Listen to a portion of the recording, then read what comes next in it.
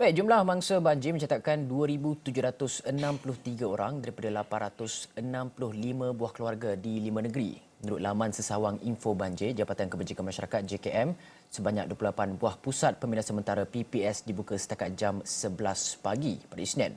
Dan Kelantan menjadi negeri paling teruk terjejas dengan 1,969 mangsa daripada 653 buah keluarga yang ditempatkan di 8 buah PPS. Bagaimanapun, hanya daerah Pasir Mas yang dikabarkan terjejas setakat ini di Kelantan.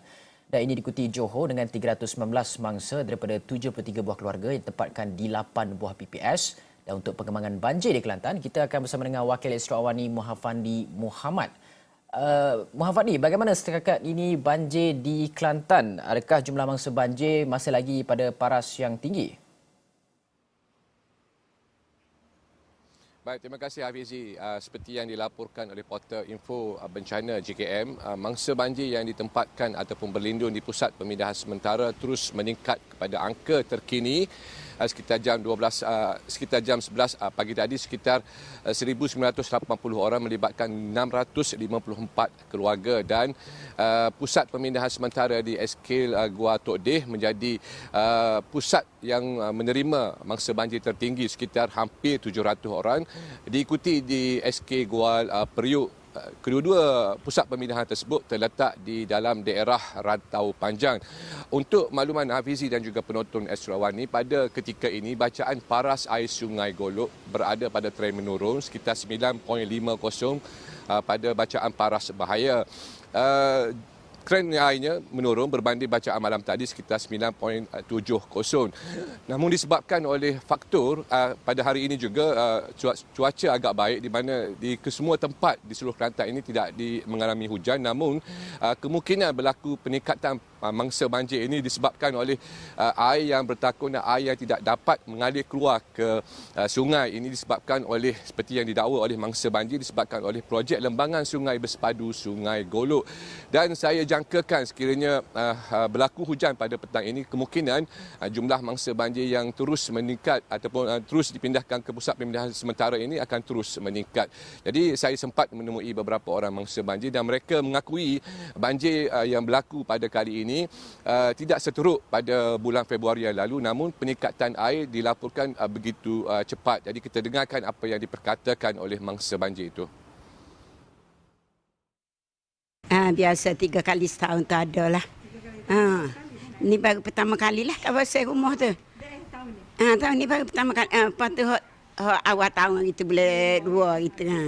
Ni 2 kali dah. Itulah. Air tu hok dulu ke hok len ni.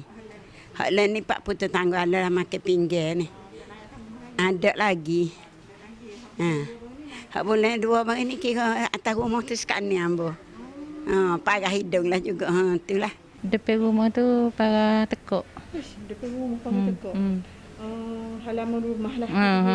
Atas rumah naik dah? Tak lagi, tak naik lagi. Berapa family mari ni? Sini mari 7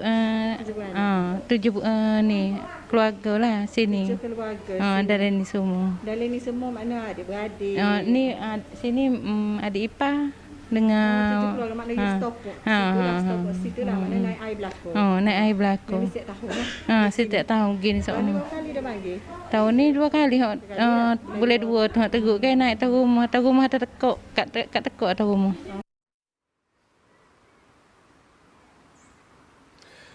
Saya ingin menyentuh sedikit mengenai projek lembangan sungai bersepadu Sungai Golok, di mana projek berkenaan mempunyai 3 fasa, dan pada masa ini fasa pertama sedang dalam pembinaan, di mana jangkaan siapnya pada tahun 2026. Jadi seperti apa yang didakwakan oleh penduduk di Rantau Panjang, peningkatan paras air Sungai Golok dan juga air yang tidak dapat mengalir keluar itu menyebabkan air bertakung begitu lama di penempatan ataupun di perkampungan mereka. Keadaan ini mungkin seperti yang dilaporkan, mereka terpaksa tinggal di pusat pemindahan sementara melebihi tempoh ataupun lebih daripada seminggu ataupun 2 minggu menantikan air ataupun kawasan pekarangan rumah mereka surut. Dan keadaan mungkin bertambah parah jika dalam sehari 2 ini hujan turun di sebelah pendalaman Kelantan, terutamanya di Tanah Merah ataupun di Jeli. Bagaimanapun seperti yang dilaporkan oleh pihak berkuasa, operasi pemantauan dan juga operasi menyelamat mangsa sering berada dalam keadaan siaga yang begitu tinggi di mana pihak bomba sendiri menempatkan anggota dan pegawainya di lokasi yang panas bagi memudahkan operasi pemindahan mangsa banjir ini. Dan apa yang saya perhatikan, mangsa banjir di Rantau Panjang ini telah cukup bersedia dan mereka tidak lagi mengambil sikap tunggu dan lihat seperti keadaan sebelumnya. Jadi itu saja yang dapat saya laporkan berkenaan dengan perkembangan banjir di Kelantan ini, Hafizi. Jadi saya akan bawakan berita dan juga perkembangan banjir di Rantau Panjang ini untuk berita seterusnya. Jadi kembali bersama dengan Hafizi di Kuala Lumpur. Silakan. Fandi, sebelum saya melepaskan Fandi, ingin juga saya bertanyakan mengenai kita tinggal lagi beberapa hari, 5 hari saja sebelum hari mengundi 19 November nanti, dan bagaimana sebenarnya isu banjir di Rantau Panjang dan khusus di Kelantan ini menjadi satu isu utama juga untuk rakyat dan juga calon-calon dan juga gabungan-gabungan parti di sana untuk cuba meraih undi dan sebagainya. Dan bagaimana sebenarnya 2026 seperti yang dikatakan Fandi, projek itu baru siap, ia mengambil satu masa yang cukup lama. Jadi bagaimana mungkin pengundi melihat kepada apa tawaran-tawaran calon dan juga parti-parti politik untuk menyelesaikan sekurang-kurangnya jangka masa pendek ini untuk isu banjir? Saya sebenarnya melihat di pihak kerajaan isu melibatkan banjir ini bukan berlaku dalam tempoh jangka masa yang pendek. Sebaliknya sudah berlaku beberapa tahun yang lepas, namun keadaannya bertambah buruk pada tahun ini. Dan sudah pasti pihak kerajaan, parti yang mewakili kerajaan agak sukar untuk menerangkan kepada rakyat kerana mereka tahu projek tersebut mungkin siap pada tahun 2026 mengikut jadual, namun itu fasa pertamanya. Namun kalau kira daripada keseluruhan fasanya mungkin akan mengambil masa sehingga 2030. Jadi situasi ini akan seringkali melanda penduduk di Rantau Panjang dan mereka mengakui bencana banjir yang datang ini telah menyebabkan kerosakan harta benda dan juga kerugian kepada mereka. Jadi ini bagi saya melihat agak sukar bagi parti kerajaan untuk memberi satu keyakinan kepada rakyat di Rantau Panjang bahawasanya projek ini memberi manfaat kepada rakyat. Sebaliknya pada waktu ini mereka menzahirkan kemarahan mereka, menzahirkan rasa tidak puas hati mereka terhadap projek ini yang menyebabkan peningkatan paras air yang begitu mendadak dan juga keadaan air yang bertakung begitu lama di penempatan mereka. Apapun saya melihat parti politik yang bertanding di Parlimen Pasir Mas dan juga Rantau Panjang amat giat mendekati pengundi baik di kawasan penempatan sementara ataupun di pusat pemindahan sementara ataupun bagi mereka yang tidak berpindah itu. Namun seperti yang saya maklumkan sebentar tadi bahawasanya untuk pihak wakil ataupun parti mewakili kerajaan ini agak sukar untuk mereka menerangkan kepada rakyat situasi yang berlaku ini. Apapun saya kira situasi ini akan dapat diatasi dengan sebaik mungkin dan pendekatan yang digunakan menyatuni penduduk juga boleh meredakan perasaan marah dan juga rasa tidak puas hati mangsa banjir itu sendiri, Hafizi. Dan Fandi, bagaimana sebenarnya penduduk Rantau Panjang akan memikirkan berkaitan dengan nak pergi mengundi ketika mana hari pengundian 19 November nanti? Kerana kita masih lagi belum jelas dengan SOP banjir, belum lagi diumumkan oleh pihak Suruhanjaya Pilihan Raya berkaitan dengan sekiranya berlaku banjir, apa yang perlu dilakukan oleh pengundi-pengundi di kawasan yang terjejas dan sebagainya. Mungkin ada persediaan tertentu pihak berkuasa di sana berkaitan dengan banjir nanti. Ada Fandi dengar cerita-cerita apa yang akan perlu dilakukan oleh, mungkin ada parti politik merancang bahawa pengundi melalui kenderaan besar, berat dan sebagainya, ataupun bagaimana?